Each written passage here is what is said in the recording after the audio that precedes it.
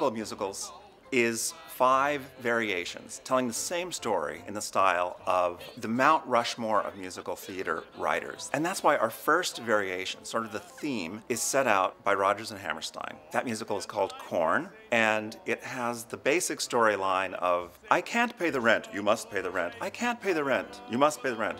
Hero, I'll pay the rent.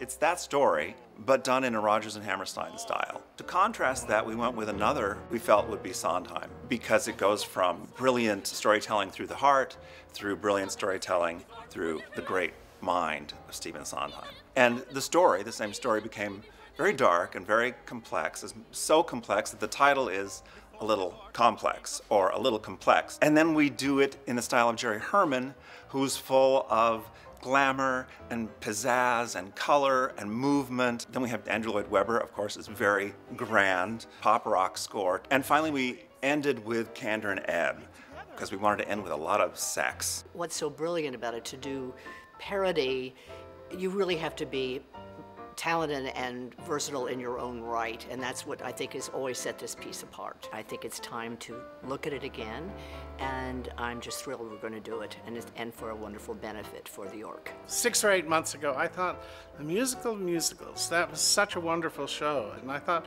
why don't we do it as a one-night concert, a big gala thing? And it grew into this idea of making it the spring gala this year. Then Evans Hale, our executive director, and I sat down, and he looked at the calendar and figured out it had been 15 years since we did it originally, which is kind of amazing, and decided that it'd be a perfect reason to celebrate the show on its 15th anniversary.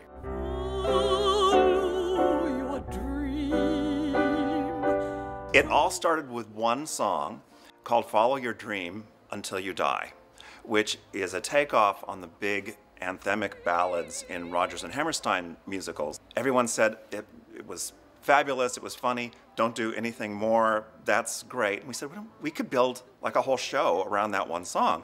So we created a Rodgers and Hammerstein parody, and then everyone said, oh, that's fabulous, don't do any more, that's it, that's perfect, it's this short little musical. And we said, well, we could do the same story in the style of other composers. And they said, don't do that, don't.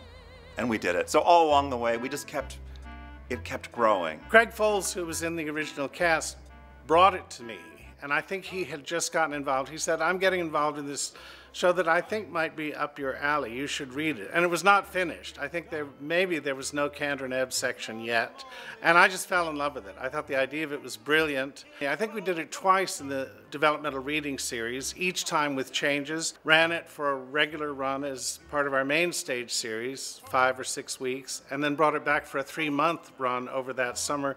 And then it moved to New World Stages, where it ended up with a total of over 500 performances in New York City. Early on in the run here at the York Theater, someone came to me and said just how much she loved the show, and she became the most passionate supporter of it. Melanie Herman, who became the commercial producer of the show, and she worked very hard. She raised the money to move the show across town to New World Stages.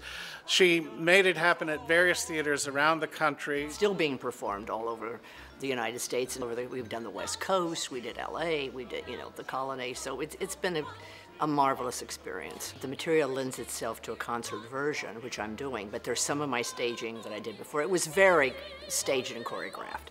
Like, I went over my notes, kind of every inch of it. So, but you're gonna get the same feeling. We're casting people that are very funny, versatile, that understand this kind of material. We wrote a new version of the show recently, and it's really exciting because one of the changes included a new opening number, which will debut here. It's something we always meant to do, but we didn't have time in the first production. Well, it's one of the funniest shows ever out there. I mean, if you love musical comedy, musical theater, if you love the theater, you're gonna love this piece, so come on down. On Monday, April 9th, at the York Theater, come see The Musical of Musicals!